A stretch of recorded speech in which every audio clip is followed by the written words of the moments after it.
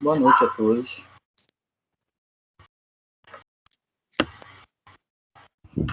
Boa noite. Oi. Boa noite. Boa noite. Boa noite. Então, gente, hoje nós vamos iniciar a nossa segunda aula de biologia. Nessa nossa segunda aula, nós vamos estar dando prosseguimento à aula anterior e vamos falar um pouquinho mais sobre esse processo de formação dos gametas, do espermatozoide e do óvulo, mas tratando de uma problemática que pode acontecer na formação tanto do espermatozoide quanto do óvulo, que são as aberrações cromossômicas. Então, antes de a gente falar sobre as aberrações cromossômicas, só tratar aqui um pouquinho sobre a meiose e mitose que nós vimos na aula anterior, e vocês viram com a professora Jéssica, da importância desses processos, né? Principalmente, já que a gente está falando de gametogênese nada mais é do que uma parte da embriologia que se preocupa em estudar a formação dos gametas, tanto masculinos quanto femininos. No caso, os gametas masculinos, nós temos aí a espermiogênese e os gametas femininos, a ovogênese, que nós vimos na aula anterior. Então, a mitose difere da meiose justamente porque na mitose ela é somativa, na verdade ela é reconstrutiva, essa mitose. Porque se você se fere, quem vai garantir com que feche aquele ferimento, né, a formação de novas células para regenerar aquele tecido é por meio de mitose. Tá? São células somáticas que nós chamamos. Então, essas células vão manter o mesmo número de cromossomo das células originais e produzirão novas células com o mesmo número de material genético, sendo que esse material genético é igual ao anterior da célula-mãe. O importante a gente frisar aí na meiose que nós temos uma célula-mãe e as células-filhas, que são, nesse caso, os gametas, tanto masculinos quanto femininos, vão ter o material genético reduzido pela metade. Além de ter o material reduzido pela metade, ele vai ser diferente tanto da mãe, né, da célula-mãe, quanto essas células-filhas vão ser diferentes de uma das outras. Isso é garantido pelo processo de crossing-over. Eu acredito que a professora Jéssica falou para vocês, né, ela estava falando de meiose, e o crossover nada mais é do que uma permutação que acontece entre os cromossomos homólogos, onde o material genético sofre quebras. E essas quebras, depois vai haver uma mistura de material genético. Esse processo de mistura, ou também chamado de permutação, é chamado também de crossing over. Graças ao crossing over, nós somos diferentes um dos outros. Ninguém é igual a ninguém. A tipo fenótipo, mas também a tipo genótipo. O nosso material genético também é diferente. E por conta desse processo, gente, de permutação, né, que acontece essas trocas de cromossomos, pedaços de cromossomos, quando acontece tudo certinho, beleza. Vai se ter um gameta bem formado, tanto um espermatozoide quanto um óvulo bem formado. Isso vai garantir uma fecundação excelente, formação de zigoto e a formação depois do embrião, enfim, do feto. Vai decorrer uma gravidez normal. Porém, há algumas situações em que esse material genético, no momento da permutação ou em outros momentos dessa fase da meiose, pode ser que haja alguns erros que a gente vai estar abordando daqui a pouco. Mas a meiose é a produção de gametas. No caso, o gameta feminino, nós vamos estudar aí a ovogênese, foi objeto de estudo da nossa aula passada, só para a gente pincelar um pouquinho o que a gente viu. No caso das mulheres, a ovogênese. Nós vimos que a ovogênese é um processo de produção de óvulos ou ovócitos secundários e, consequentemente, óvulos, sendo que esse processo acontece nas mulheres ainda dentro da barriga da mãe, né? Então, esse processo ele inicia ainda um período embrionário e vai se concluir depois da fecundação. Ou seja, lá dentro da barriga da mãe já estão células gaméticas sendo produzidas, só que de uma forma parcial, ainda não está madura, né? Essas células germinativas vão dar origem a outras células que estarão sendo bloqueadas em uma parte da meiose, chegando por volta lá da puberdade. Essa fase da meiose ela vai desbloquear novamente por hormônios próprios, hormônios femininos próprios dessa fase, né, que vão ser ativados pelo hipotálamo, como nós vimos na aula passada. A partir da puberdade, a mulher vai ter os ciclos menstruais. Cada ciclo menstrual desse compreende a ovulação. Então, a liberação do óvulo, aqueles óvulos que foram adquiridos lá desde o período fetal, embrionário, eles vão ser só liberados a partir da puberdade, nas meninas, tá bom? A partir do momento em que há a puberdade, há a liberação do óvulo, e assim acontece o período final. Se esse óvulo não for fecundado, não houver a fecundação pelo espermatozoide, o que é que vai acontecer? Vai haver a menstruação. Eu não tenho óvulo fecundado, nesse caso, ovócito secundário fecundado. Se eu não tenho ovócito secundário fecundado, menstruação. Mas se eu tenho esse ovócito secundário fecundado, vai haver o desbloqueio novamente dessa meiose e a conclusão dessa meiose, formando o ovócito maduro, que a gente conhece como óvulo.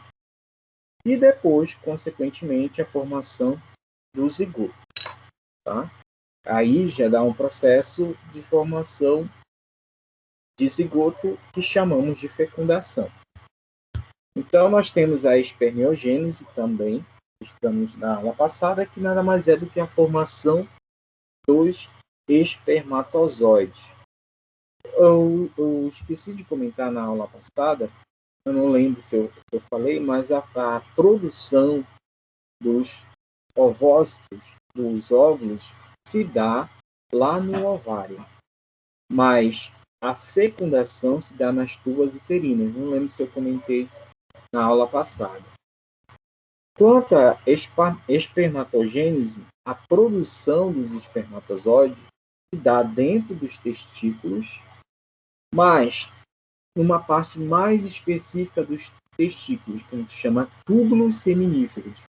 Então, eu posso estar cobrando nas atividades ou na nossa prova onde é produzido o espermatozoide. Então, o espermatozoide ele é produzido no testículo, no interior dos túbulos seminíferos. Tá? Então, nos túbulos seminíferos é que vai acontecer todo esse processo de espermatogênese, desde as células germinativas, vão passar por mitose, depois por meiose, vai haver um bloqueio.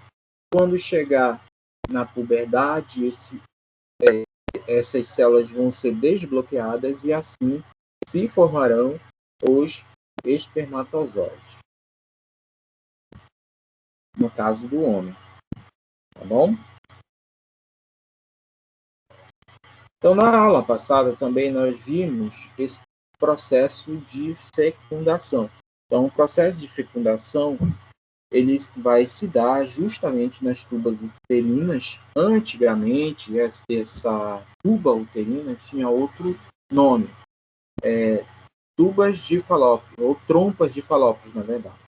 Hoje em dia, a gente conhece como tubas uterinas. Dentro da ciência, dentro da embriologia, não é diferente. Alguns nomes são trocados no decorrer dos tempos. Então, houve uma nova roupagem de nomenclatura em alguns termos dentro da biologia, dentro da embriologia. E um foi esse. Né? Hoje se fala tubas uterinas e não trompa mais de falópios. Então, a fecundação vai acontecer nas tubas uterinas. A partir do momento da fecundação, vai haver a formação do zigoto e, consequentemente, as sucessivas divisões celulares até chegar ao estado de mórula e depois blastócito.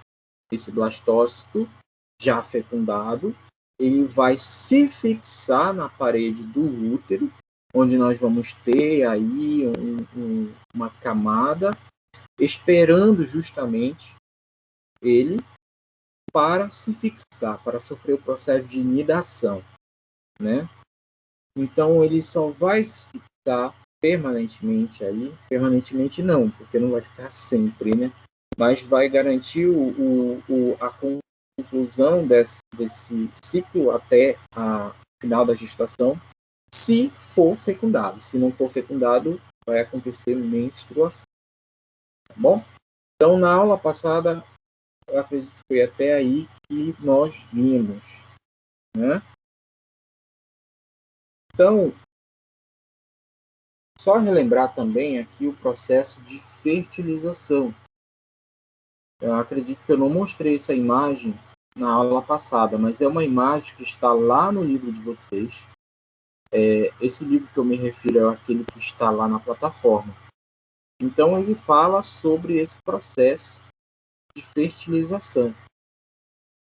Então, fala o seguinte, essa imagem. Então, o processo de fertilização, ele vai iniciar, é claro, com a fecundação.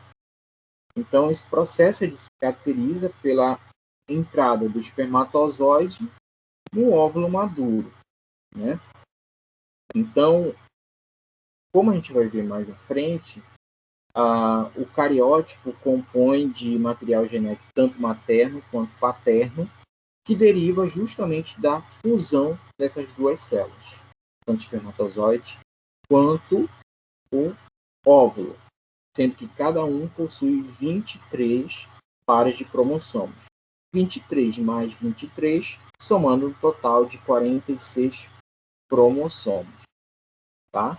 Então, como eu falei para vocês anteriormente, o processo de fertilização ele acontece nas tubas uterinas e o sucesso desse evento ele vai depender de uma série de fatores. Esses fatores são fatores moleculares, são fatores que vão interferir também na mucosidade das tubas uterinas e que devem ocorrer de forma ordenada, senão não vai acontecer a fertilização. Então, um fator que deve ser levado em consideração neste processo é o tempo. Então, o tempo é um fator crucial nesse processo de fecundação. Por quê, professor? É bem simples. Então, a fertilização, por exemplo, ela tem que ocorrer num período de 12 a 24 horas após a ovulação. Então, no momento em que há a ovulação pelo ovário, esse óvulo vai ser capturado pelas fíbrias, né, que compõem as extremidades das tubas uterinas. Esse óvulo vai cair para dentro da tuba uterina e em certa região da tuba uterina tem que ocorrer essa fecundação entre 12 a 24 horas. Se não acontecer nesse período, o que é que pode acontecer? Não vai haver fertilização. Tá? Então, é um período bem específico. É por isso também que muitos casais não conseguem ter filhos, justamente porque é uma coisa bem específica, não somente por essa situação. Essa é uma situação. Às vezes pode ocorrer por algum problema hormonal, tanto do homem quanto da mulher, ou algum problema, né, em má formação de um gameta mal formado, tanto óvulo quanto espermatozoide. Então, existem vários fatores que podem produzir aí a incapacidade de produzir uma gestação, nesse caso da mulher, ou uma incapacidade do homem de produzir quantidade suficiente de espermatozoides para haver a fertilização, ou então a infertilidade, né, a não produção de espermatozoide ou óvulo. Então, o tempo é um fator crucial aí que eu falei para vocês. Então, a maioria dos espermatozoides, eles morrem desde o momento da ejaculação até a chegada lá do óvulo. A maioria dos espermatozoides morrem. E eles morrem na primeira barreira, que é a vagina e também o útero. Então, essas duas barreiras são cruciais para poder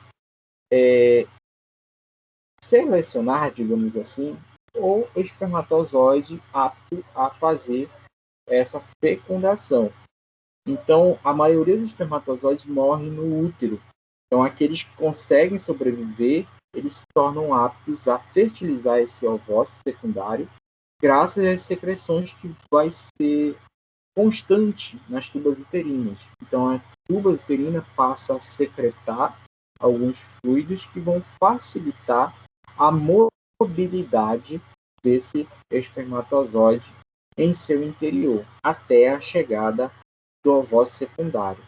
Então, além disso, os espermatozoides que chegam até o ovócito secundário não conseguem fertilizar de forma imediata, né? Existe aí, portanto, um período de mais ou menos 7 horas. Esse período é chamado de capacitação. O que seria isso? Então, desde o momento da ejaculação até o momento da fertilização, que é a fecundação, tem esse momento de capacitação que leva mais ou menos 7 horas. Então, esse período de capacitação, várias alterações químicas vão ocorrer no espermatozoide e também no óvulo. No caso do espermatozoide, vai permitir um aumento da velocidade da movimentação desse flagelo, que a gente chama de cauda do espermatozoide. Então, o flagelo vai se mexer um pouco mais, ou seja, vai ganhar uma mobilidade maior, uma velocidade maior.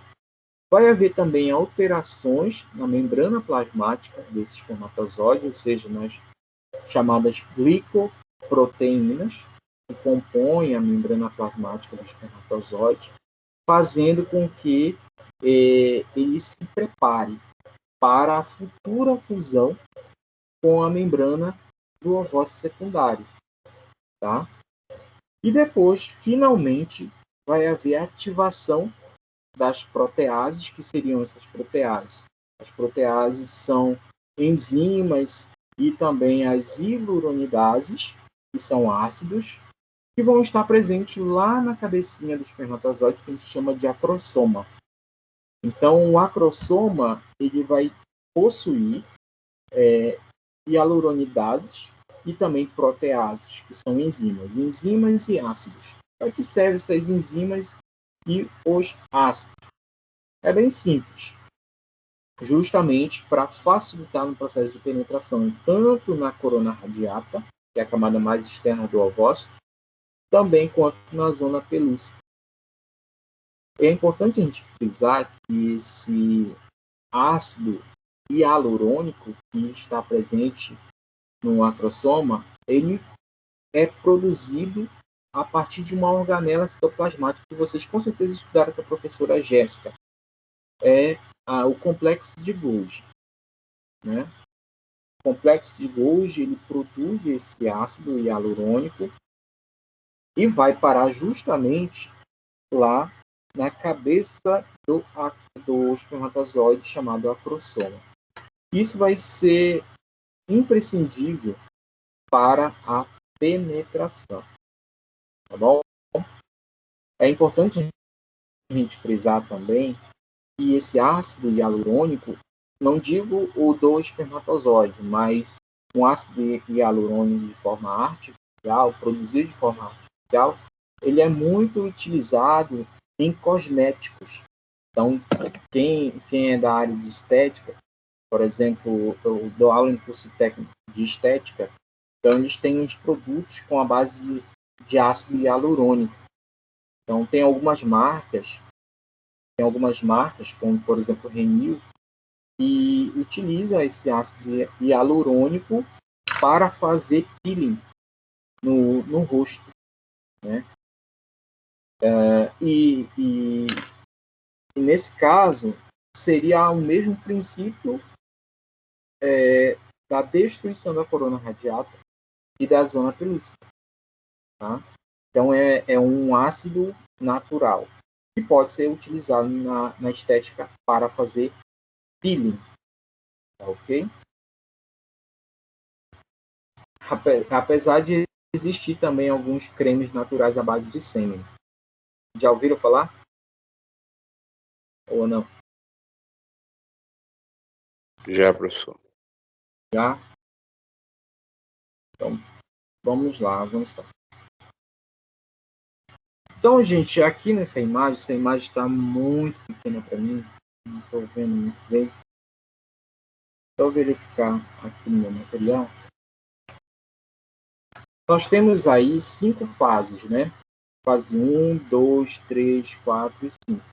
A fase 1 nada mais é do que a chegada do espermatozoide e a ligação desse espermatozoide na zona pelúcida. Então, vocês podem ver na imagem 1, isso aí. Nós temos a imagem 2, que é a reação do acrossoma, que é justamente aquilo que eu falei para vocês, é a liberação do conteúdo que contém aí no acrossoma, que são o ácido hialurônico e também as proteases. São enzimas digestivas que vão digerir essa camada mais externa da corona radiata e também vai fazer com que haja um afastamento dessas células, facilitando a penetração desse espermatozoide.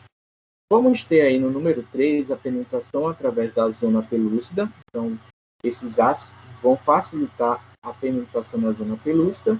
E o número 4, a fusão das membranas plasmáticas, tanto do espermatozoide quanto com um ovócito secundário. Então, nesse momento, vai haver o acoplamento do espermatozoide juntamente com a membrana do ovócito.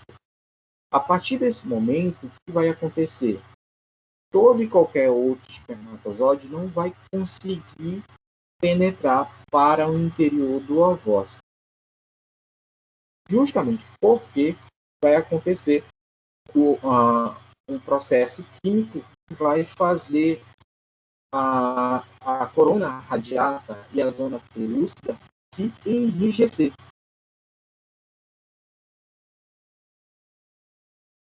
Esse processo em que a zona pelúcida e a zona da corona radiata vão se enrijecer, dificultando a entrada de outros espermatozoides. Então, aquele que entrou primeiro consegue sair mais, entrar, e aqueles que não conseguiram entrar não vão entrar nunca mais. Então, da zona, essa reação da zona, ela é essencial porque ela vai bloquear a poliespermia. O que seria a poliespermia? Gente, a poliespermia nada mais é do que evitar com que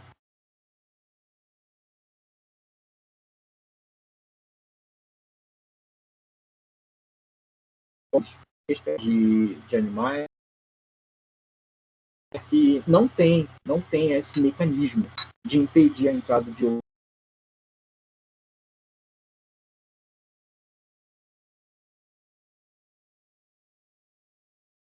outros, por exemplo, então uma cadela pode ter numa mesma gestação filhotinhos de cães diferentes, bom?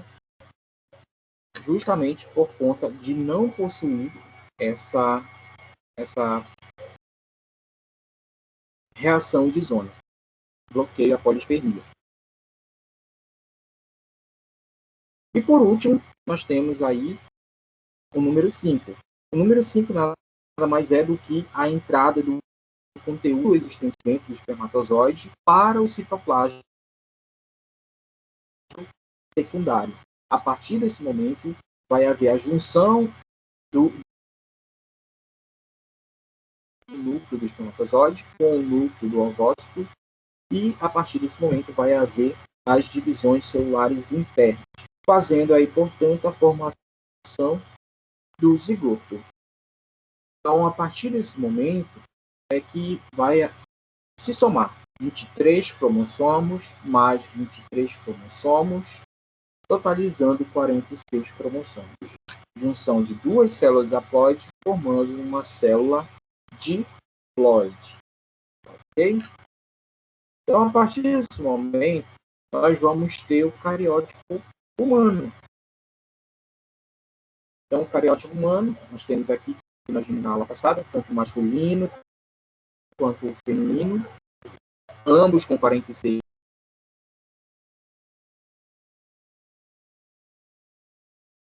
cromossomos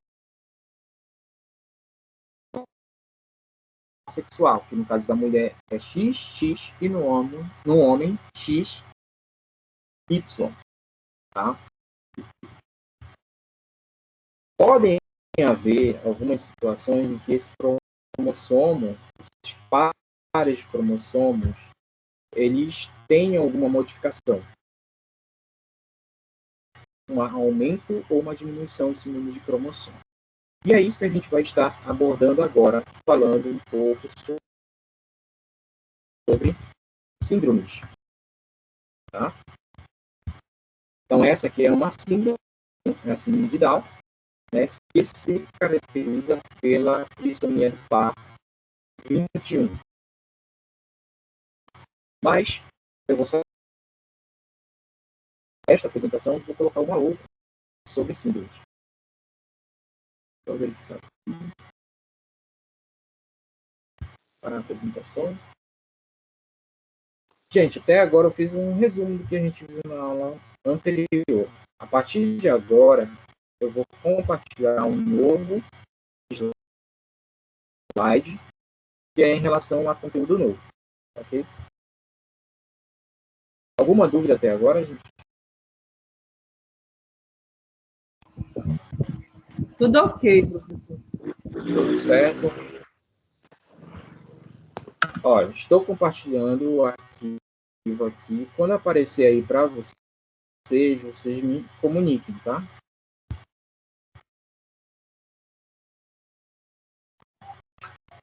Só falem, olha, professor, apareceu o slide aqui para mim.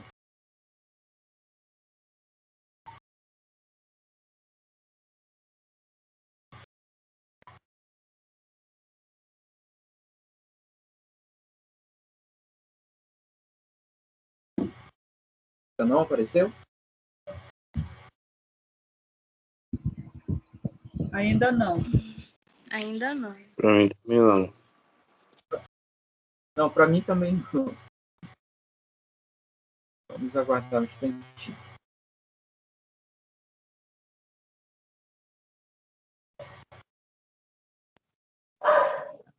Agora sim. Para mim apareceu. Apareceu aí? Pra mim Apareceu. apareceu. Para mim não. Sim, Não. apareceu. Apareceu? Tipos de mutação apareceu aí? Sim. Tá, ok. Sim. Então, gente, os tipos de mutação, a gente vai falar um pouquinho sobre isso. Então, mutação, gente, nada mais é do que qualquer alteração que acontece no nosso material genético. Qualquer alteração, seja ela simples ou mais complexa. Então, as mutações elas vão se diferir de acordo com o nível dessa mutação.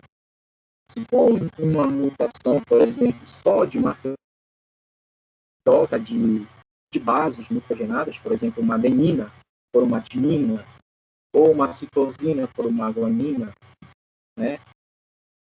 Ou uma uracila, e por aí vai. Se for uma coisa bem simples dessa, Então, a gente vai ter um tipo de mutação chamada mutação gênica, que é essa que está aqui no ladinho. Ou seja, tem 3 tipos: substituição, inserção e deleção. O que quer dizer isso?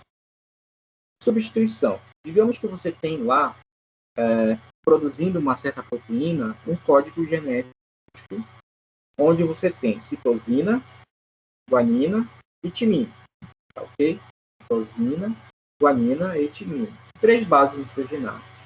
Mas se, ao invés de citosina, guanina e timina, que produz uma certa proteína, você muda uma delas.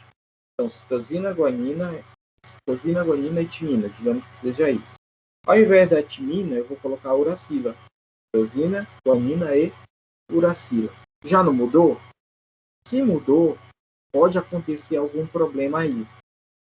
Antes se produzia citosina, guanina e timina, produzia uma proteína específica. Mas agora, olha, tem uracila. Se tem uracila, será que vai produzir a mesma proteína anterior? O que vocês acham? Claro que não, né? Então pode haver uma alteração aí nesse material genético. Então a gente vai haver uma substituição, que é esse tipo de mutação gênica. Porém, pode haver outros tipos de mutações gênicas, como a inserção. Então você tem citosina, guanina e timina. Só essas 3, para produzir uma proteína qualquer. Aí entra mais uma, uracila. Então antes eu tinha 3, agora eu tenho 4. Então houve uma inserção de uma base nitrogenada. Tudo bem até aí, gente? Substituição, inserção? Tranquilo. Tranquilo? Agora a gente tem uma outra. Tinha citosina, guanina e timina. 3. Agora eu vou retirar uma delas. Eu tiro a timina. Então fica citosina e guanina apenas. Houve uma deleção. É bem simples, gente. Esses tipos de mutação são mutações mais simples, mas que podem provocar a perda de uma função. Essa perda de função pode ser uma perda de uma função de uma glândula, pode ser uma perda de uma função de uma determinada parte de um órgão, enfim, isso vai variar muito do local onde essa mutação está ocorrendo, tá ok? Mas, no nosso caso aqui, já que a gente está falando de gametogênese, entra mais nas mutações cromossômicas, que é essa aqui do ladinho que você está vendo no slide. As mutações cromossômicas, como o próprio nome diz, ela não vai se limitar a apenas uma parte das bases nitrogenadas. Ela vai abranger um pouquinho mais o cromossomo como um todo. Tá? Então, uma parte do cromossomo ou o cromossomo como um todo. Então, nós temos 2 tipos: as mutações numéricas e as mutações estruturais. Olha aí a diferença de uma para outra. Pelo próprio nome já dá para identificar. Mutações numéricas, vai haver um aumento no número de cromossomos, não é verdade? Ou para mais. Na verdade, não é somente aumento, pode ser aumento ou diminuição. Então, vai aumentar um pouquinho mais ou diminuir alguns cromossomos. Lembrando que a gente possui 46 cromossomos. Então, pode aumentar ou pode diminuir essa quantidade. Tá? Outra coisa dentro aí das mutações cromossômicas, pode aumentar, por exemplo, 7, mas pode diminuir de 46 para 45. Mas pode também acontecer o caso de 46 passar para o dobro. Qual é o dobro de 46?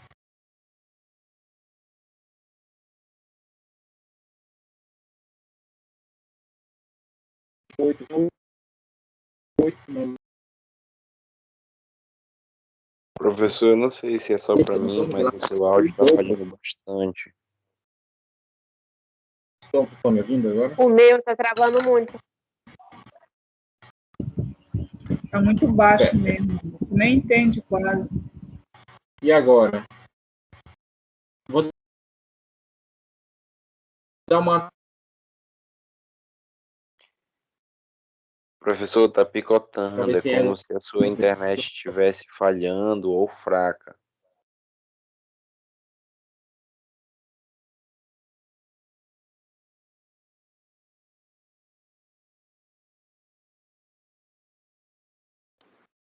Vixe, parou. Travou. Foi só falarem.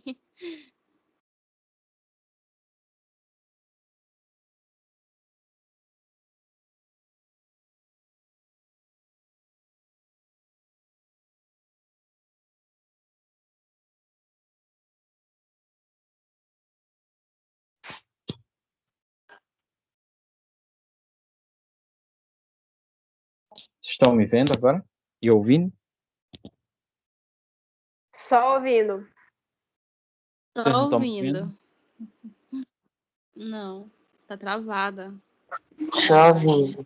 Só aguarde um instantinho aqui. Tá retornando aqui a plataforma. Eu atualizei ela e eu passei agora para o celular, tá bom? Eu estava no computador, passei Seu agora áudio tá para o 1000 celular. vezes melhor agora, professor. Sim, eu vou colocar o áudio no celular e a imagem no computador, tá bom? Vocês continuam vendo a Tá apresentação em ok. slide. Sim, sim. Sim, né? Então, deixa eu só Sim. retornar aqui a plataforma para a gente poder avançar. Eu tinha também colocado no computador e aí ficou travando, eu mudei pro celular. Aham. Mas vocês não estão me vendo, não? Não. Engraçado que eu estou me vendo aqui, mas deve ser algum problema na plataforma. Mas bora lá. Vocês estão me ouvindo, né? Então, gente, como eu falei para vocês, olha, eu passei o slide, deu para vocês verem aí que eu passei o slide? Sim. Sim. Sim, tá. Então tá perfeito. Quando eu retornar aqui no computador, vocês vão me ver novamente. Então, gente, as aberrações cromossômicas, como eu falei para vocês, são de dois tipos: numéricas e estruturais. As numéricas, elas se dividem em dois grandes grupos: as euploidias e as aneuploidias. Qual a diferença de uma para outra? A euploidias vai duplicar o número total de cromossomos. Se eu tenho, por exemplo, 46 cromossomos dentro das minhas células, vai duplicar. Então, eu tenho 46, com mais 46, vai para quanto? 92, né? Com mais 46. Então, eu tenho 6, 6, 6, 18, vai 1, 4, 8, 9, 10, 11, 12, 13, né? 132, por aí vai. Então, as euploidias vai duplicando o número de cromossomos total. Essa é a diferença, euploidias. Então, a gente tem as triploidias e as tetraploidias. Ah, professor, por que não tem a diploidia? Não existe a diploidia porque a diploidia já é a nossa célula normal. Ou seja, nós temos células diploides. Deu para entender a diferença aí? As diploidias são células normais, porque já temos células diploides. A partir do momento que passa a ter triploidia, tetraploidia, já é anomalia, né? E nós temos as aneuploidias. As aneuploidias são mais comuns. Nós vamos ter a nulissomia. O que seria a nulissomia? A nulissomia nada mais é do que a retirada de um par completo de cromossomos. Olha aí, se há a retirada de um par completo, vai haver uma perda muito grande, né? Pensa comigo, você tem 46 cromossomos, né? Você perde um par completo. Se você perde um par completo, nesse par deve ter muitas características que fazem com que o seu corpo funcione normalmente. Então, perdendo esse par completo, vai haver uma aberração cromossômica e muitas alterações no corpo dessa pessoa. Tá bom? Só ver se eu consigo retornar aqui com a minha imagem. Então, deu para entender, gente, a diferença de euploidia para aneuploidia em relação ao número. Ainda tem as monossomias, as trissomias e a tetrassomia. O que quer dizer isso? As monossomias, se eu tenho 46 cromossomos, eu vou eliminar apenas um, tá? Então, na trissomia, se eu tenho um par de cromossomos, que é o normal a gente ter, vai aumentar um a mais. Então, se eu tenho 46 cromossomos, vai para 47. Se eu tenho uma monossomia, se eu tenho 46, que é o comum, vai para 45. Reduz. Se eu tenho uma tetrassomia, então, ao invés de 46, vai aumentar um pouquinho mais. 46, 47, 48. Vai para 48 cromossomos. Agora vocês estão me vendo? Ou não? Não, Sim. Estão me vendo? agora sim. Sim, apareceu agora. Tá bem. Estão me ouvindo também, né? Sim. Sim. Beleza. Assim fica bem melhor. Estou compartilhando a imagem pelo computador e o áudio pelo celular. Parou aquele problema do áudio? Parou, tá fluindo agora. Parou. Ah, que bom. Então, vamos lá. Vou colocar o microfone até um pouquinho mais perto para ficar mais alto. Então, gente, nós temos aí também as aberrações estruturais, que são as translocações, as inversões, as deleções e as duplicações. Então, olha aí a diferença de uma para outra. Então, como eu falei para vocês, as euploidias são aberrações cromossômicas, a qual a alteração é múltiplo exato do número haploide, ou seja, eu tenho uma célula haploide, as euploidias vão duplicar esse número haploide. Se eu tenho 23 cromossomos, eu vou multiplicar esses 23 por 2, por 3, por 4 e assim sucessivamente, né? E esse processo é um processo que vai estar acontecendo em alguma dessas fases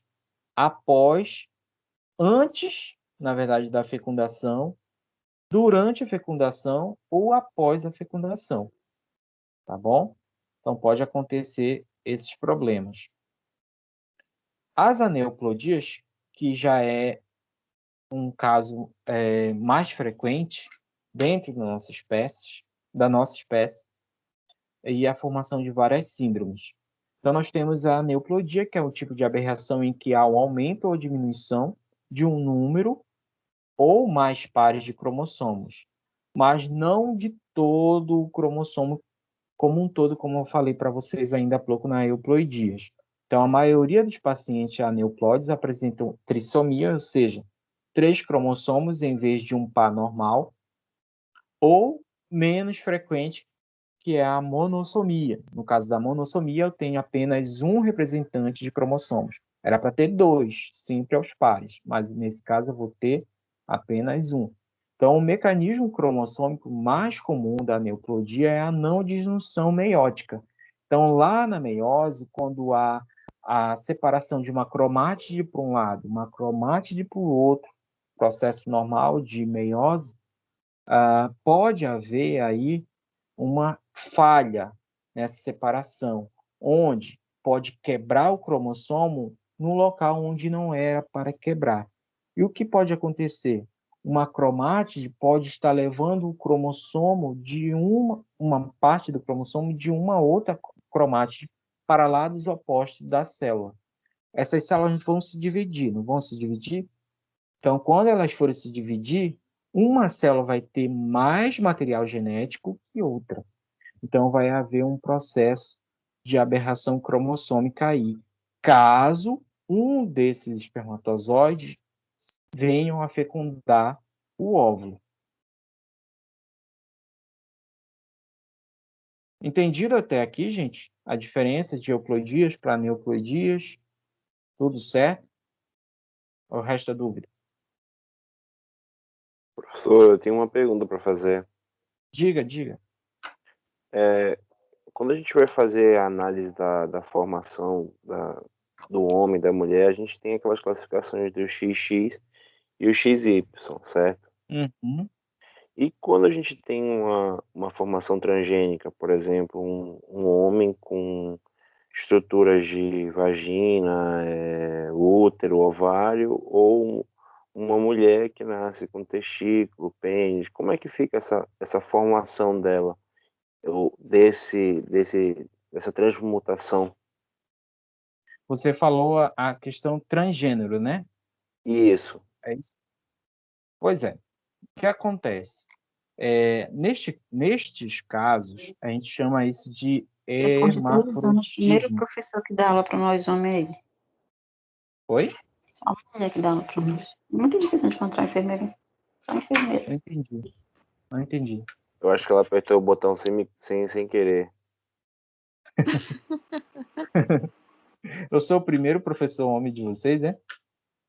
É isso? Não. Não. Não é o Ronei, Ronei. né? Todos Mas os o outros, Ronei, as outras foram mulheres. isso, boa parte de todas. Ah, tá. Entendi. Mas eu não sou enfermeiro, eu sou biólogo. Graças a Ah, Deus. alguém falou aí que eu sou enfermeiro? Não, eu sou biólogo. Tá? Biólogo e físico também. Tenho dupla formação. Então, vamos lá. Quero que a gente está falando sobre o hermafroditismo, né? Gênero. Isso. Pois é, o hermafroditismo. O hermafroditismo, nesse caso, acontece devido a algumas falhas também cromossômicas, tá? Ou pela não ativação dos cromossomos X ou Y, né?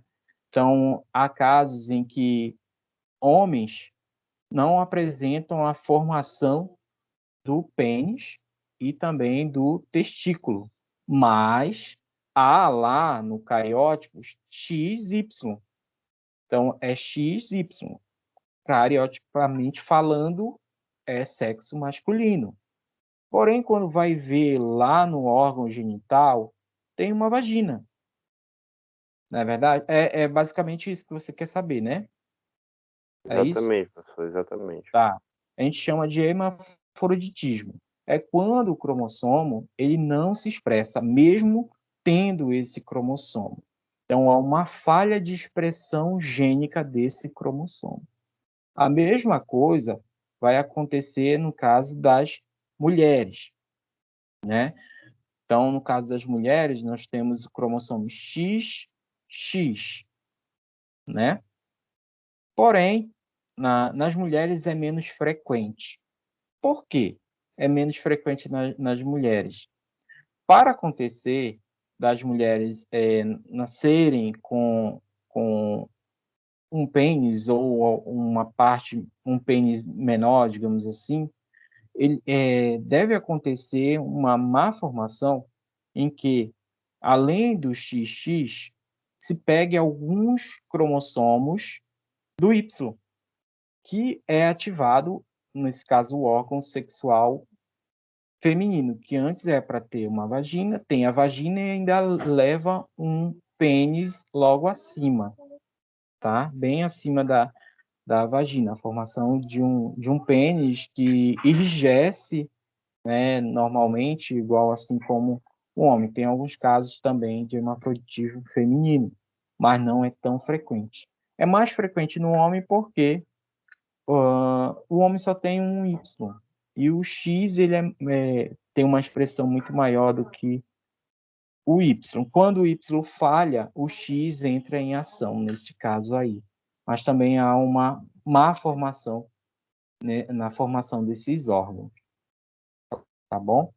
Aí, nesse caso, o que pode fazer? Então, pode ser feita a questão cirúrgica, né? Então, muitos procuram essa questão do reparo cirúrgico, até porque no hemafroditismo, a pessoa nasce com sexo, por exemplo, masculino, e pensa, e tem um pensamento, digamos assim, não é o pensamento, como é que eu posso dizer? A opção sexual é uma coisa, sexo biológico é outra. Não tô lembrando agora. Orientação sexual, tá? A orientação sexual, neste caso do hermafroditismo, muitas vezes coincide com a do sexo biológico. Se é homem, digamos assim, a orientação sexual é pelo sexo oposto, ou mulher. Mas há um descontentamento porque não tem pênis. Ao invés do pênis, tem uma vagina. Então, pode ser feito um procedimento cirúrgico para a inserção, né, de um pênis ou um transplante ou o aumento dessa região do clitóris e se faz uma cirurgia de fechamento dessa vagina, né, e a produção de um pênis, tá? Mais ou menos assim. No caso das mulheres, a retirada desse vestígio desse pênis, tá bom? Deu para entender? Qual é o seu nome? Você que perguntou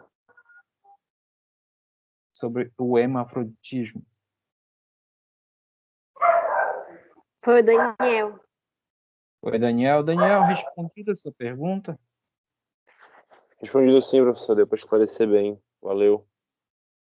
Tá, ok. Depois a gente fala de outras coisas em relação a isso, né?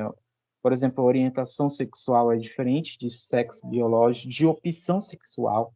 Isso já é um outro contexto, né, de aula. Na verdade, entra principalmente lá na questão da identidade, né? Identidade de uma pessoa que deve considerar tudo isso aí.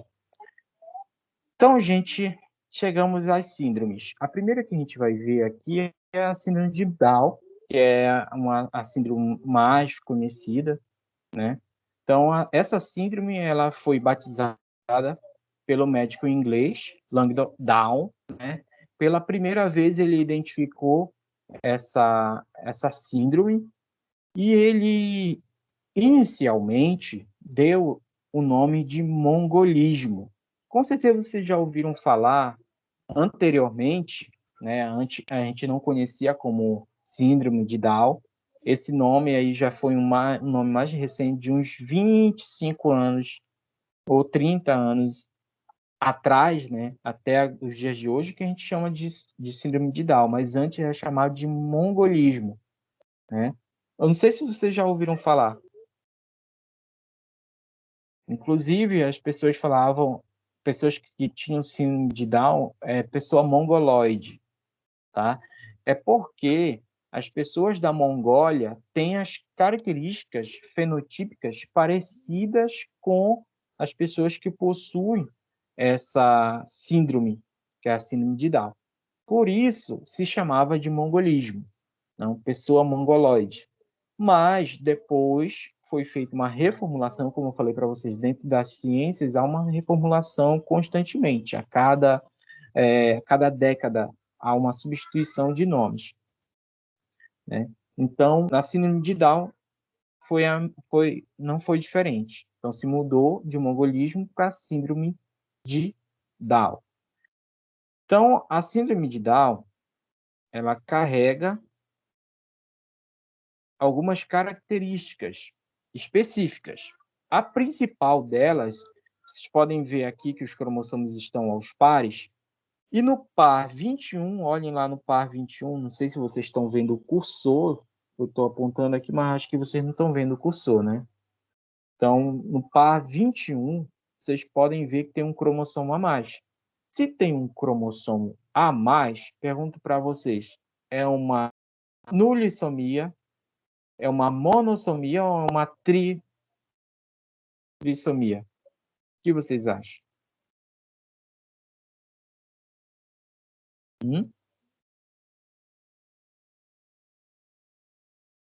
Hein? O que vocês acham? É uma monossomia? É uma trissomia ou é uma nulissomia? Isso aqui. Trissomia. Tem 3 cromossomos, um a mais, então é trissomia. Se ao invés de 2 cromossomos que são normais, tivesse apenas um, por exemplo, aqui no X, olha, nós temos XX. Se ao invés de ter 2, eu tiro um, é o quê? É uma monossomia? É uma nulissomia ou uma trissomia?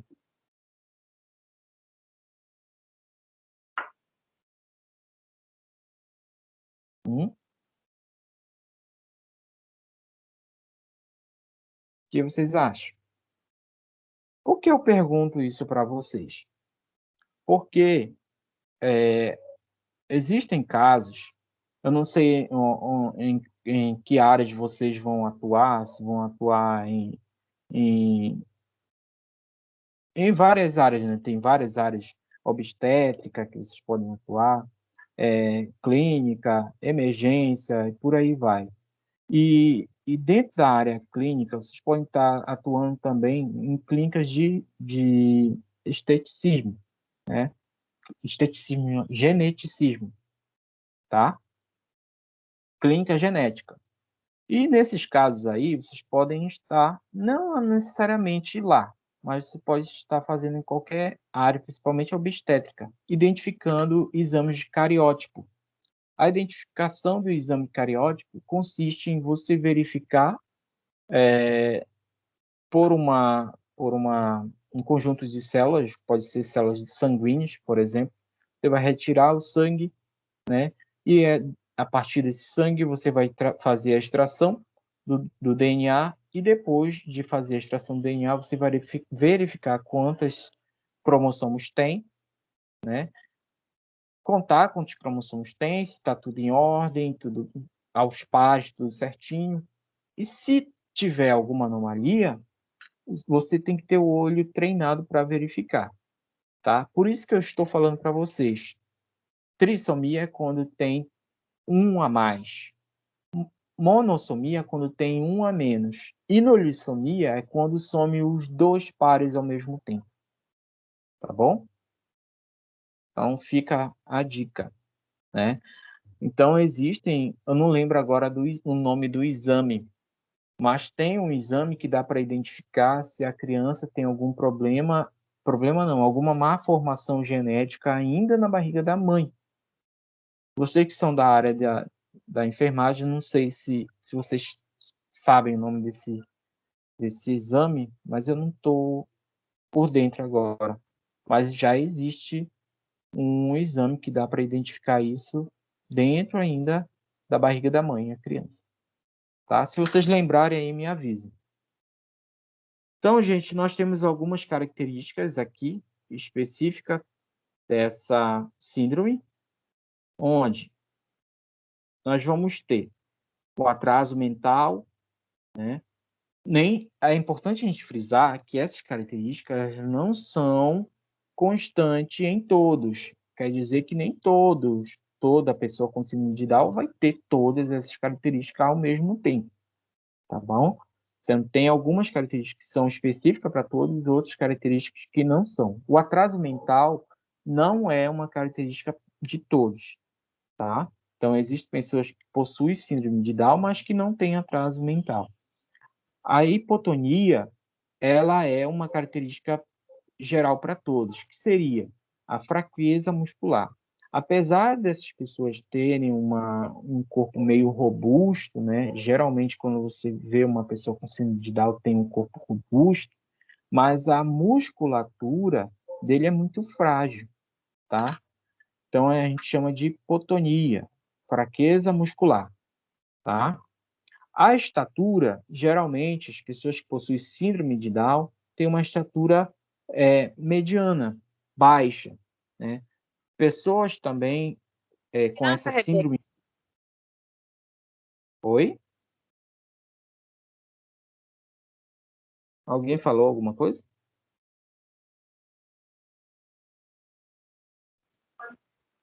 Então, gente, pessoas com essa síndrome também possuem anormalia cardíacas, problemas do coração, né? Em alguns casos, vocês já ouviram falar em sopro do coração, né? Então, são pessoas que possuem uma má formação também no coração, né? Na estrutura interna do coração. Então, a gente tem, os populares chamam sopro do coração, né? Na verdade, é uma má formação dentro do coração, uma anomalia cardíaca. Outra característica que é comum a todos é orelhas pequenas, né, com implantação baixa. Então, a gente tem o nível mediano aqui do nosso nariz até a orelha, que encaixa quase perfeitamente, né, e com a parte de baixo da nossa orelha. Nesse caso da síndrome de Down, você pode perceber que os olhos, a parte final dos olhos, compreende juntamente aqui com o início da orelha, da parte superior. Então, a implantação é uma implantação baixa. Então, a nossa é uma implantação alta. Você pode encontrar a ponta da orelha acima do meio dos olhos. No caso deles, a implantação é mais baixa, é voltado mais abaixo. Tá bom? Orelhas também são pequenas. Os olhos são com fendas palpebrais oblecas, que seriam isso. Aqui embaixo, em cima, a gente vai encontrar essas regiões expandidas, né? É uma característica dessa síndrome. Além disso, pescoço curto e grosso, tá? Achatamento da região occipital, ou seja, essa região aqui, ela é achatada na maioria dos casos, né? Tem outra coisa, nas mãos a gente tem pregas. Eu tenho aqui uma, duas, três, quatro.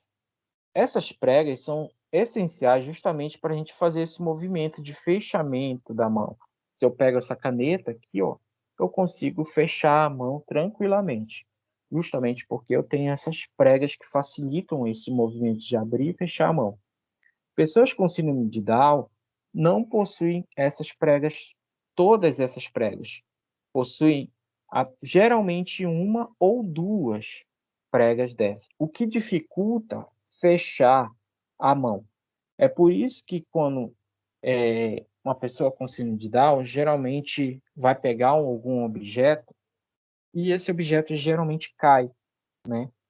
Ou pega esse objeto com alguma dificuldade, justamente por falta dessas pregas na mão, tá bom? Os pés são pequenos, mas são largos, e os dedos são grossos, tá? Com espaço aumentado entre o dedão do pé e os outros dedos. Então, há um espaço muito grande entre o dedão e o outro dedo, tá bom? Então, são algumas características. Outra coisa, a língua, que nós temos um sulco bem no meio da língua, que não é tão protuberante, no caso de pessoas com síndrome de Down, esse sulco vai ser muito grande, a língua vai ser grande, além de ser grande, ela vai ser sulcada. O que quer dizer sulcada? Ela vai ter algumas depressões na língua. E geralmente vocês com certeza já viram pessoas com síndrome de Down com a boca aberta, geralmente com a boca aberta, com os dentes aparentes, a língua também aparente. Por que isso acontece? Acontece justamente por conta do tamanho da língua. A língua geralmente é maior do que essa região do maxilar. Então, não consegue comportar o tamanho da língua e geralmente as pessoas ficam com a boca aberta. Mas não é uma constante. Pessoas com síndrome de Down podem ter uma língua maior, mediana ou pequena. Tá bom? Entendido, gente? Síndrome de Down? Alguma dúvida? Sim. Sim. Sim, Ah, professor. outra coisa. É importante a gente frisar isso em relação à fertilidade. Tanto o sexo masculino quanto o sexo feminino que possui síndrome de Down são férteis, conseguem produzir espermatozoides e óvulos férteis, tá? E também manter uma gravidez, no caso, a mulher. Entendido? Então, gente, nós vamos ter aqui uma outra síndrome, só que essa síndrome vai atacar os cromossomos sexuais masculinos. É específico de nós homens. Então, o que acontece nesse caso? Ah, tá. Eu não mostrei para vocês, mas está aqui. Aqui em cima, na parte superior, nós temos aí a caracterização, como a gente pode caracterizar, escrever, né? Essa síndrome. 45,XY mais 21 para homens, ou seja, 45 cromossomos XY, ou seja, 45, 46, 47, tá? Mais 21, por que mais 21? Porque acrescentou um cromossomo a mais no par 21. Deu para entender essa nomenclatura aí, gente? Deu? Sim. Sim. Sim. Aí o do lado aí, você tem o 45XX. Por quê? Porque é em mulher. Então pode acontecer tanto em homem quanto em mulher. Não esqueçam, par 21. Aqui nós temos o cariótipo da síndrome de Klinefelter. E aí nós temos a especificação 47XXY. Então quer dizer o quê? Nesse caso, a mutação vai atingir o cromossomo sexual. Se vai atingir o cromossomo sexual, vai trazer problemas na meiose, ou seja, a produção ou a não produção de espermatozoide. Quando eu falo produção, pode chegar a produzir espermatozoides, só que esses espermatozoides vão ser defeituosos, tá? Vai haver algum defeito ali e vai impedir com que aconteça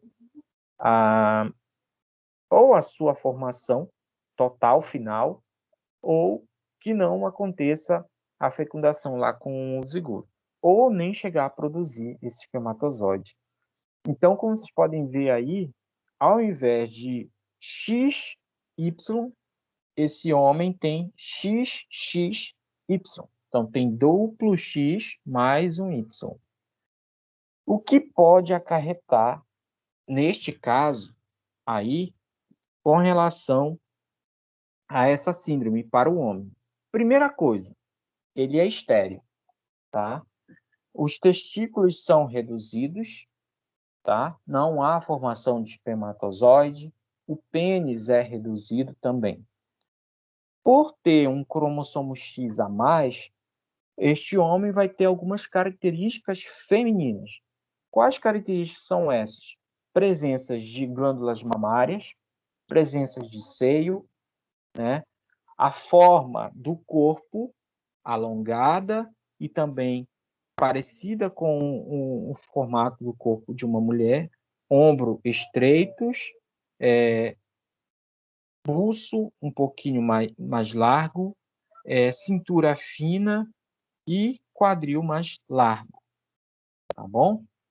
Então, esse formato de corpo se dá justamente por conta do cromossomo X a mais. Outra coisa, a voz, né? A voz é uma voz mais aguda, né? Uma voz grave. Braços e pernas longos, né? Compridos, e dedos finos e longos também, tá bom?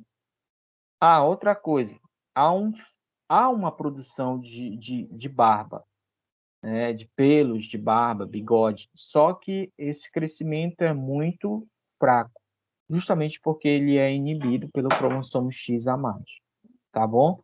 E outra coisa é a presença, na verdade não é a presença, é a falta de cabelo, é a calvície, principalmente calvície frontal, nessa região aqui, tá bom? Tudo certo sobre a síndrome de Klinefelter? Alguma dúvida sobre ela?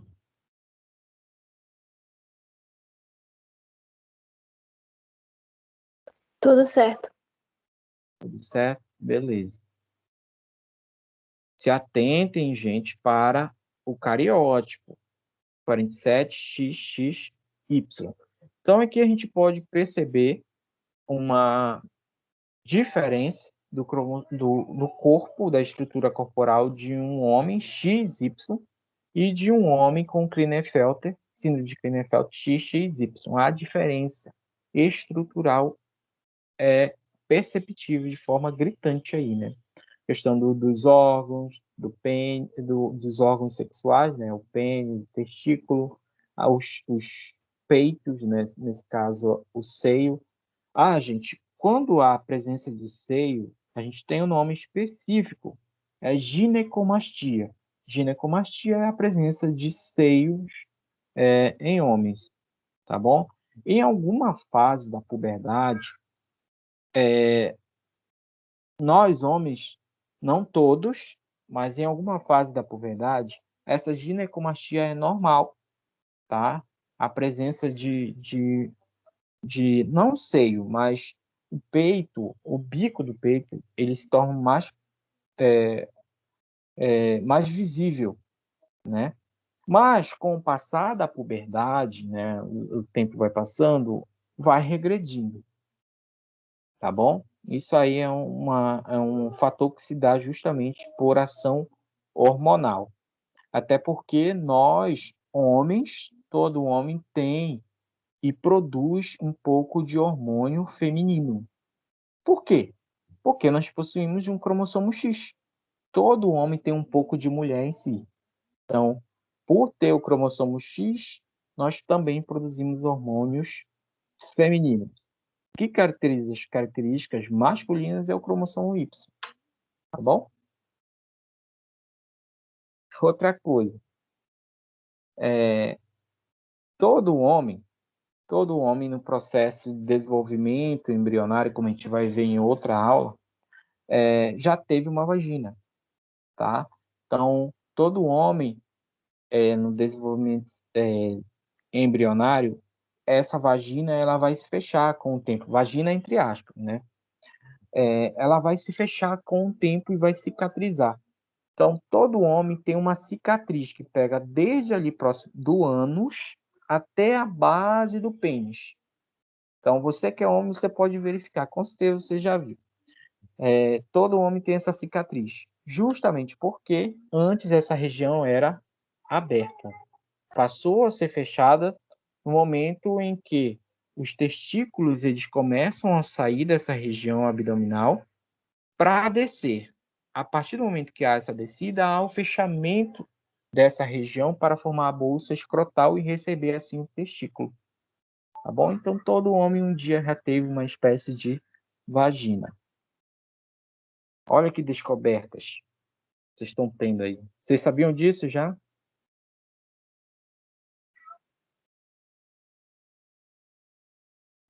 Não. Não? Estão sabendo agora. Olha aí, gente, nós temos a síndrome de Turner. A síndrome de Turner, ela é uma monossomia. O que é uma monossomia? Falei para vocês ainda há pouco. É a exclusão de um cromossomo. Tinha 2, agora tem 1. Como vocês podem ver aí no cariótipo, qual foi o cromossomo que foi eliminado? Me falem aí. Olhem o cariótipo e falem qual foi o que foi eliminado.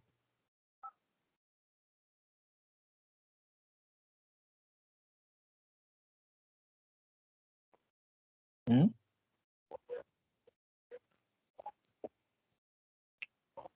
Y.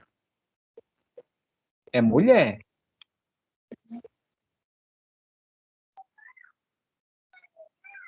Y é só um homem que tem. É o X, né? Só tem um X. Então, É, é verdade, né? Já verificaram aí?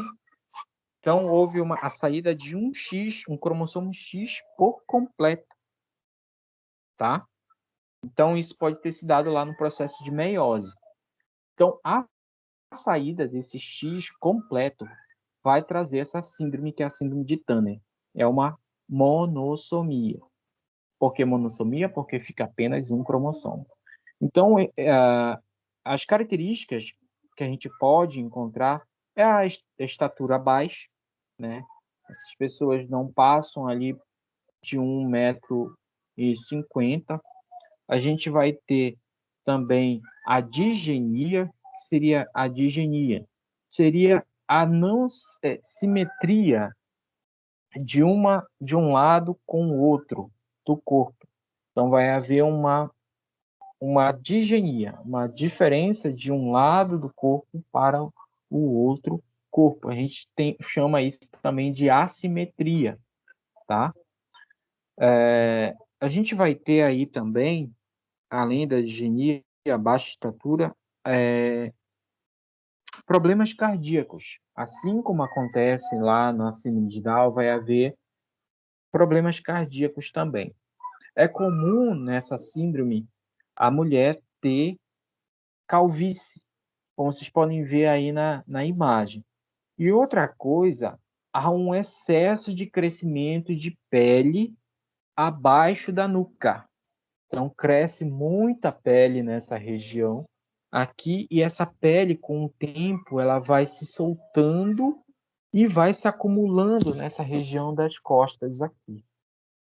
Tá bom? Então, é uma característica também aí da síndrome de Turner. Outras características, além do problema cardíaco, são manchas marrons por todo o corpo. O ovário é um ovário reduzido.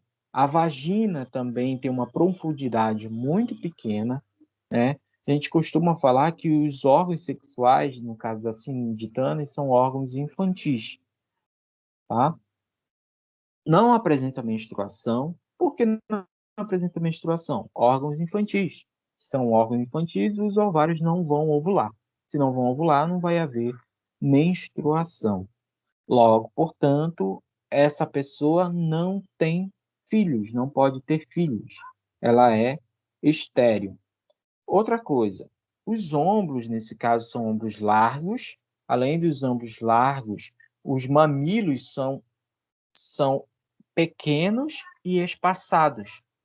Quer dizer que, ao invés de estarem aqui na frente, eles vão estar aqui apontando para fora, tá bom? Mamilos amplamente espaçados. Frequências de problemas renais e cardiovasculares, que eu falei para vocês anteriormente, né? Que mais? A questão das mãos. As mãos são pequenas, os dedos também das mãos são pequenos, os pés são pequenos, tá? Problema também na fala. Essas pessoas também têm problema na fala e também problema cognitivo, tá bom? Alguma dúvida sobre a síndrome de Turner? Só o cariótipo, né, ali que eu esqueci de falar, 45x0. Em alguns casos vai estar 45x, só 45x, não vai ter esse zero. Em outros casos, 45x0. Tá? Esse zero está representando justamente a ausência de um cromossomo. Posso avançar? Próximo, gente.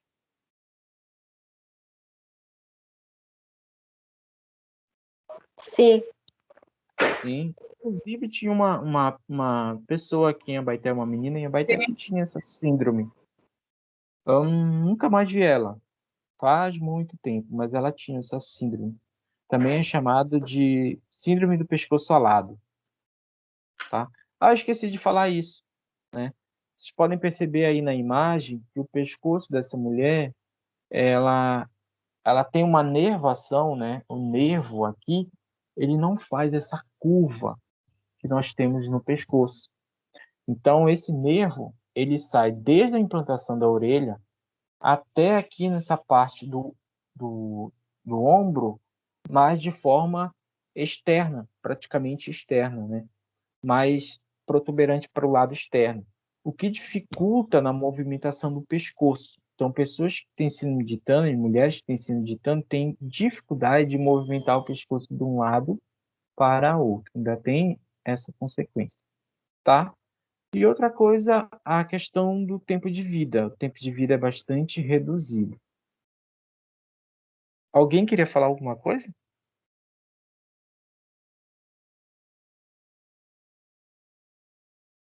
Já estamos nos aproximando para o final da nossa aula. Vamos concluir com a síndrome de Patau e tem mais uma outra síndrome a gente conclui. Tá bom?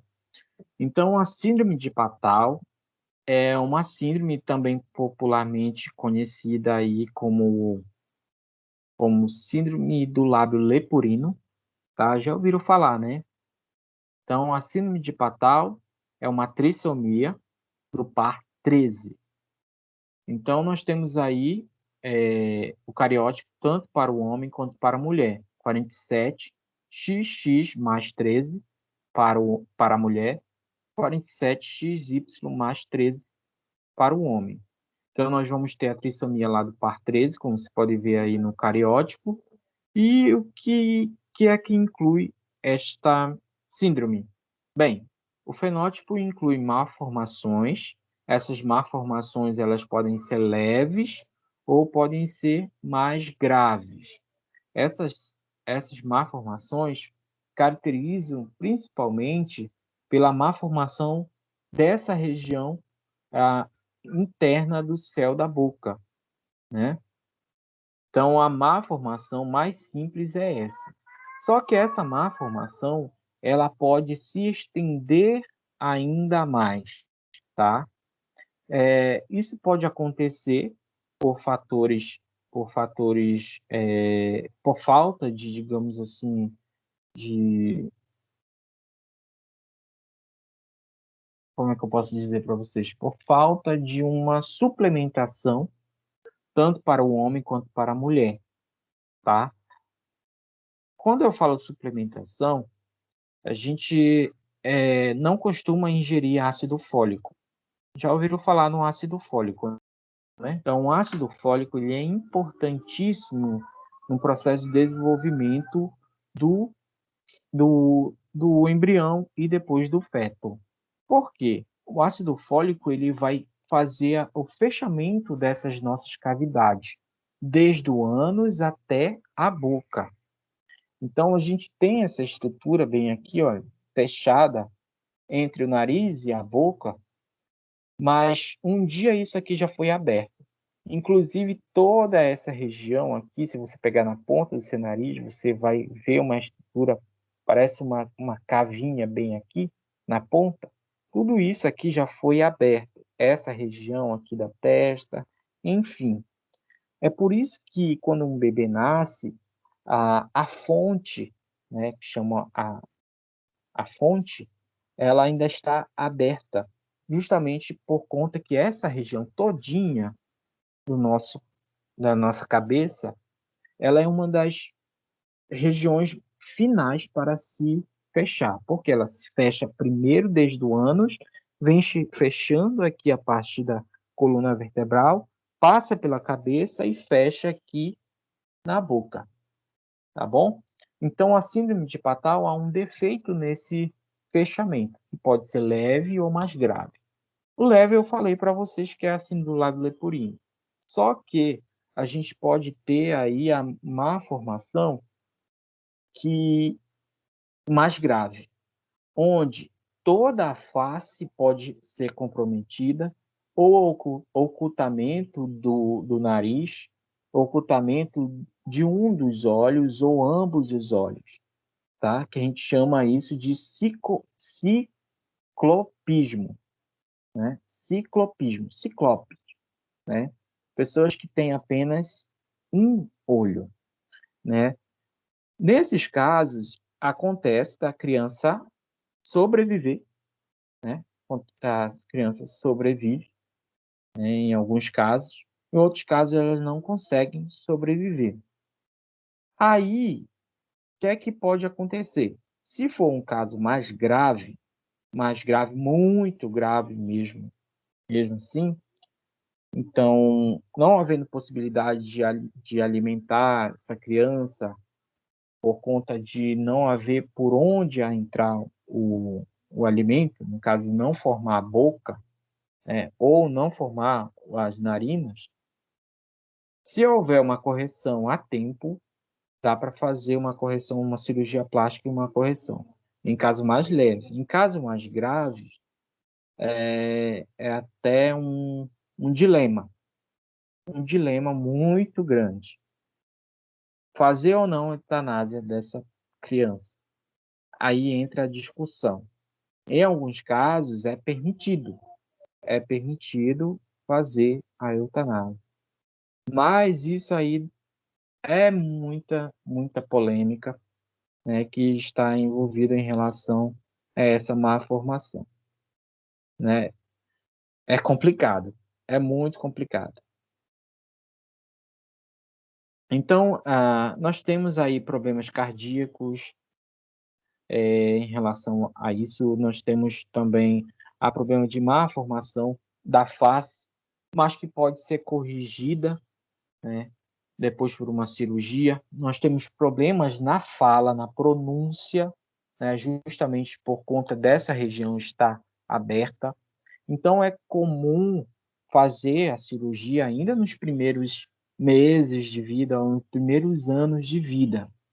É aconselhável fazer a cirurgia nesses primeiros anos. Quando passa um tempo mais, dá para fazer a cirurgia, mas só que é mais difícil de emendar essa região interna. Então, é feita só a região externa. Quando o bebê, dá para fazer a região externa, juntar, e a região interna, o céu da boca, tá? Mas quanto mais tempo passa para fazer a cirurgia, não dá para fazer muita coisa, tá bom? Aí, outra coisa, a síndrome de Patau, ela acompanha a polidactilia. A polidactilia nada mais é do que a presença de mais de 5 dedos nas mãos. Então, pode nascer 6, 7, 10 dedos em uma mão, tá? Então, é uma síndrome que acompanha a outra, polidactilia. Alguma dúvida, gente? Tudo ok, professor. Não? E Pois falta é, 5 minutos para a nossa aula, para a gente falar da última síndrome. Então, lembram, eu falei sobre as aneuplodias, não foi? Só que eu não falei das aberrações cromossômicas estruturais. As aberrações cromossômicas estruturais vão alterar a estrutura do cromossomo.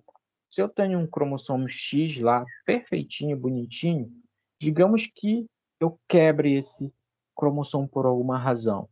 Ou eu faço uma translocação, eu mudo o material genético, dou uma girada de 180 graus completo nesse material genético.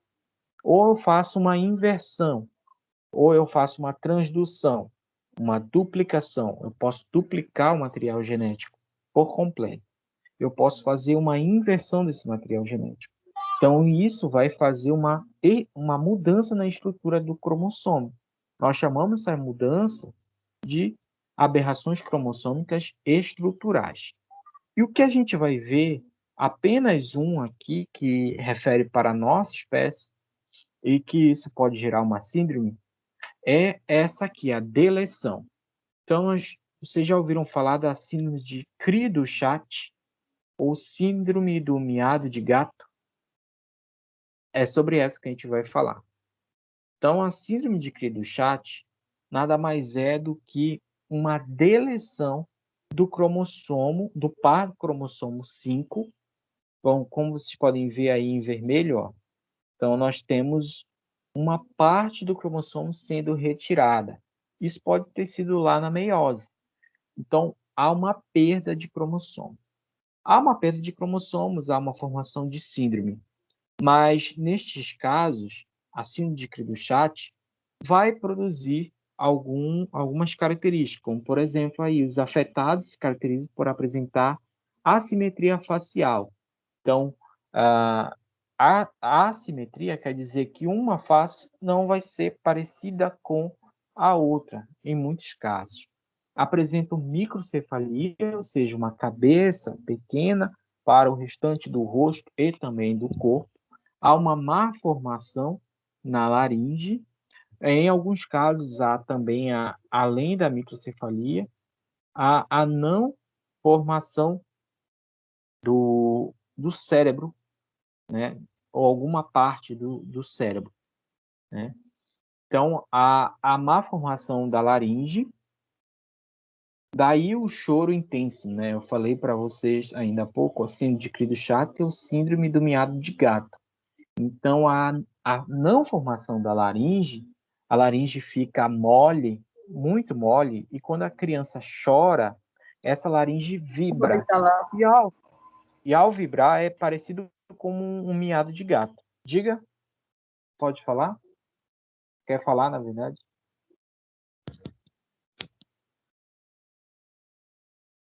Oi, oi.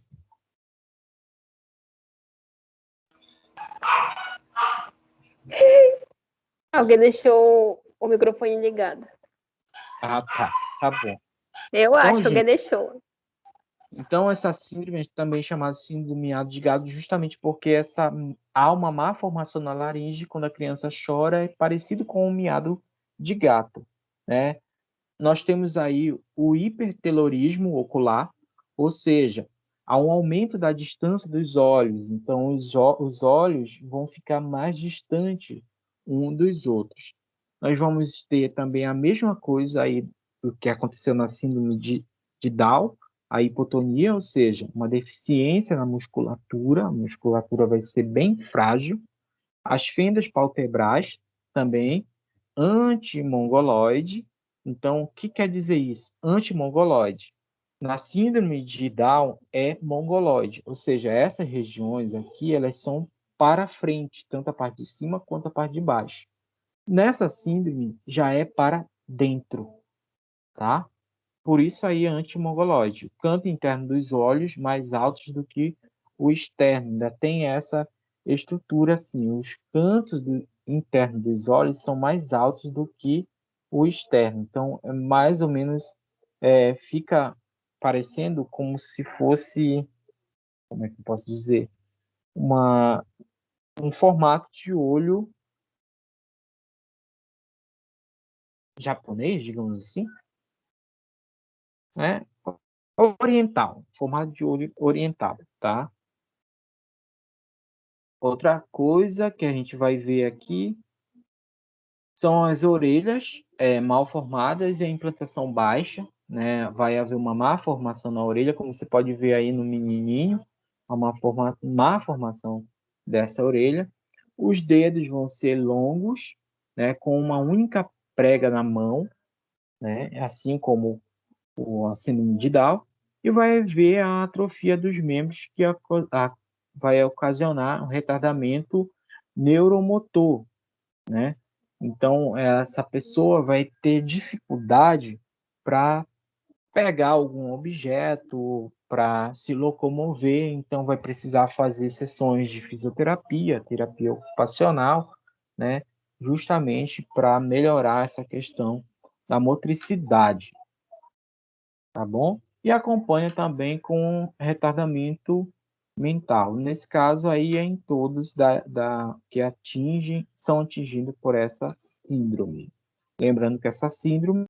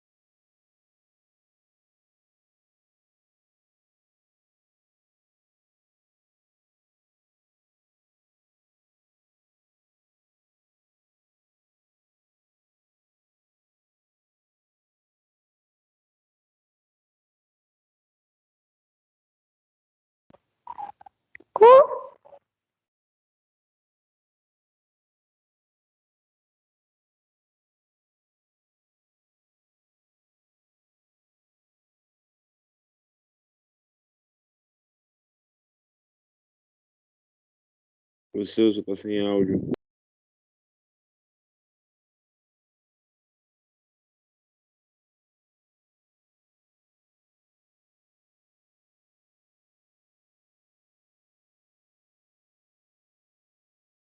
Tá desligado o áudio. Oi, vocês estão me ouvindo? Estão me ouvindo agora? Sim. Então, deu para vocês entenderem?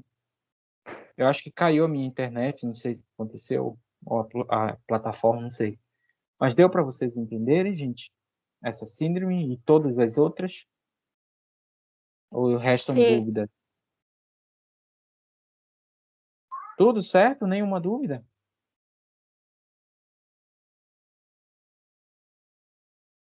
Não quero perguntar nada. Até o momento, não. Até o momento. Tá bom.